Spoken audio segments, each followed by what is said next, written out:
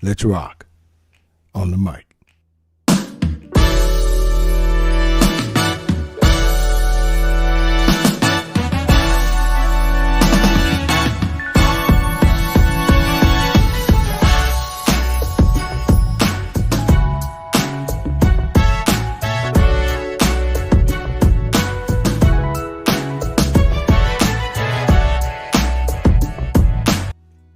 What's up, everybody? And you are listening to the best of the Meter Mike Radio Show. I am your host, the Meter Mike Speaks, where we are the voice of the everyday citizen. The time is now 45 minutes past the hour here in the Lone Star State.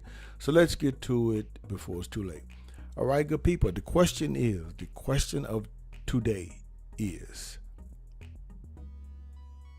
flying still the safest way to travel? Now, I know they did research on this, the powers that be, the scholars, and the data show that based on the number of accidents on the highways, that flying is the safest way to travel because you avoid all those things. Now, that has some merit to it. It does. But I always thought flying was the fastest way to travel. That's how I always looked at it. I don't think it was the safest way, and I still don't, but it is the fastest because if something goes wrong in the air, there's absolutely nothing you can do about it. You're at the mercy of the skies, which is just a vast space of nothingness. This is what it is. So that's my belief on that. It is the fastest way to travel. In my eyes, I don't think it'd ever be the safest way.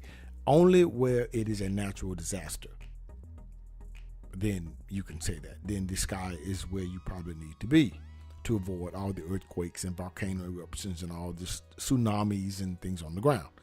So anyway, which brings us to this story. As you saw in the thumbnail, hackers can now hack planes, or as you saw in the title, are taking over planes. And that is scary. The question is, another question, has technology gone too far? How far do we plan on relying on technology? There has to be some degree of human component there. Whereas far as the pilots flying the plane, but they're just putting it on autopilot and letting it go. So let's get to this story here, shall we? There have been over 50 recent reports of frightening cyber attacks that have altered planes' in-flight GPS, leading to what experts describe as critical navigation failures. Now, here's the thing. What that means is that they have been taking them off course, which is very dangerous because if you're just going out to sea, you have nowhere to land. You run out of the air fuel, and then that's it. Hope you can swim. So, more frightening still, industry leaders thought that this type of hacking was not possible and are at a loss over how to fix the now glaring security failure. Since late August, they have been observed throughout the Middle East, particularly over Israel, neighboring Egypt, and Iraq.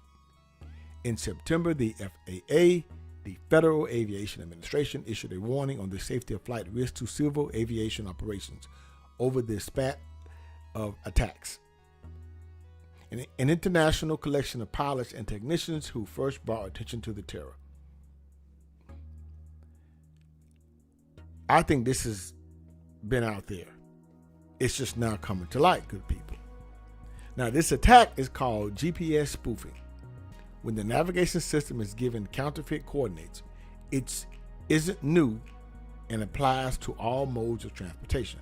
10 years ago, a group of college students at the University of Texas, here in our own Lone Star State, bragged that they moved an $80 million yacht off its course as a school project. In 2015, a security researcher also hacked a United Airlines flight and modified its course as a warning over security flaws. So what this means is that they can hack the navigation system which plots the course and take it off course.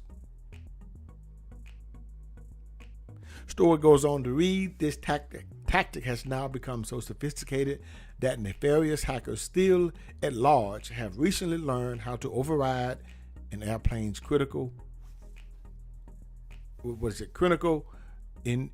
neural reference system, IRS. That crucial piece of technology is commonly called the brains of a craft by manufacturers. So, the navigational system, what this is called, the IRS, they hack that and they can take a plane off course.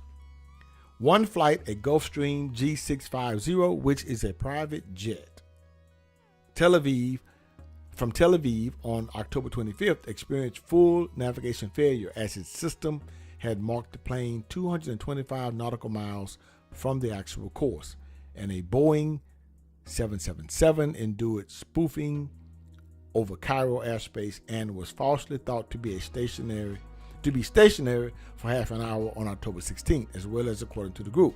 So they thought the plane was sitting there and the plane was actually in the air. Now, before these rampant attacks began at the end of August, spoofing the IRS was previously thought to be impossible, unquote. Now, why would you think that? With the birth of AI and all these things coming about, why would you think this wasn't possible? What is it? Angelina Jolie did a movie called Hackers back in the 90s. I think 1995, 96. And before that, they showed something like this on Die Hard 2. Go back and watch Die Hard 2 when John McClane, played by Bruce Willis, was now in Washington, D.C. at Dulles Airport. And the terrorists, that's when the terrorists were American terrorists. So anyway, hijacked the plane. Well, not just hijack a plane. What they did was they crashed the plane. They didn't hijack. They crashed the plane. This was back then. I think it was 90. I think 1990. They did the second Die Hard, 90 or 91, and they did something to where the plane was coming in to approach a landing, and they did they hacked it. Well, he didn't. I don't know if he hacked, but he took it over, and they were relying on the computer system, and the pilot thought he had more distance, and he didn't. By the time he realized, he looked up, the plane was toward the ground, and it crashed. So this stuff is, to me, nothing new. I don't know why they would think that. Now, the industry has been slow to come to terms with the issue, leaving flight crews alone to find ways of detecting and mitigating GPS spoofing. What will you do at 2 a.m. over the Middle East when the aircraft starts drifting off course and saying position uncertain? With almost zero guidance, we're largely on our own to figure things out, unquote. That's scary. That's scary. This has been going on for a while. This has come out. This has not made major news, and I know why, because they don't want things to get out. But good people, this is serious. Now, in no way am I discouraging. This video is not meant to discourage you from flying, because I do fly. I just came back from overseas this past year, last year. So, but it is something to think about as we move into the decades to come. And everything is becoming more and more computerized. Article goes on to say GPS spoofing acts like a zero-day exploit against aviation systems. Aviators are completely unprepared for it and powerless against it, unquote. Congress has been notified about this type of thing since 2012. Now, there was a commenter who said when he was a kid many years ago, they traveled a lot, and they could recall that cockpits had 4 crew members. I remember that too: the pilot, the co-pilot, and a navigator who sat over in the corner, and a communications officer. This was way before GPS was even a twinkle in someone's eye. Amazingly, we always arrived at our intended destinations without a problem. I do remember that. They used to have a navigator who charted the course. Now you have computers doing it. Cutting corners. At what cost? Something to think about. Bear in mind, I want to reiterate, this is not about me discouraging people, but you need to be aware just how much we are relying on technology. And furthermore, let me tell you too, does anyone, if you remember the movie Sully that happened over the Hudson River in New York City,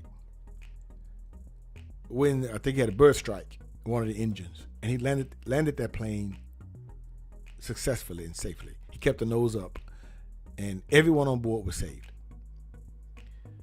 They tried to dismiss his pilot training, his quick thinking, his expertise, his human element of making the decision to land that plane in the Hudson River. These are the FAA people. The computer said for him to, he should have altered the course and tried to make it to the nearest landing strip or airport. And it failed every time. It crashed into the buildings. It crashed. At the end of the day, they had to admit it was his instinct as a pilot, his thinking, his reacting, I would say, to knowing what to do over years of experience would save the crew and everyone on board that plane. But now we are drifting away from the human element of making certain decisions.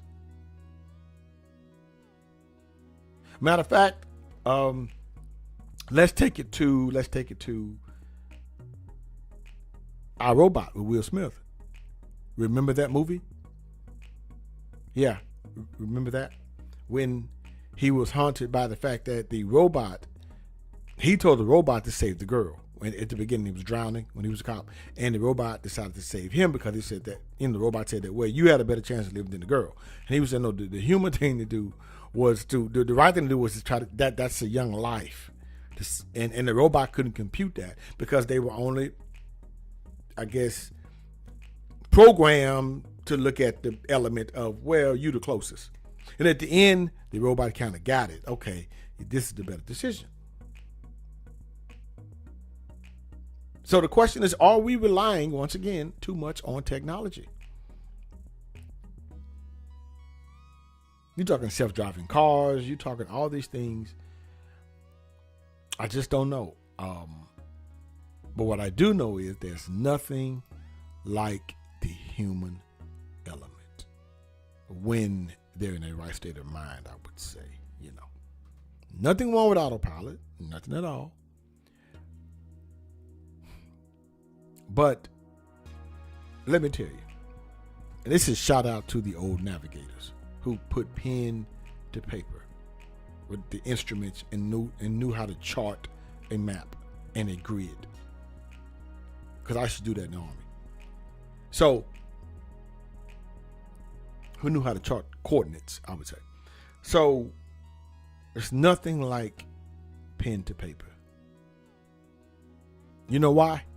Because it can't be hacked. You can't hack it. You can't hack it.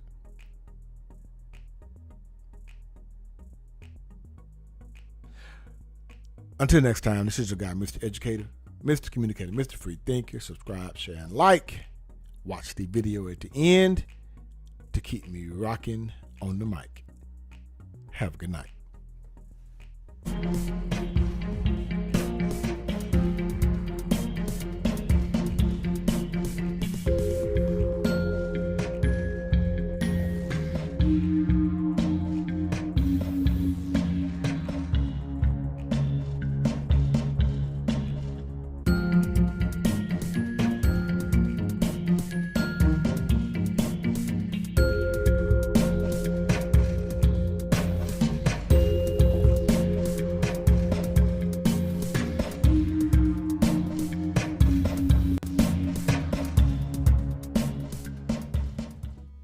Understand you soon, it won't be long. Keep on, keep running.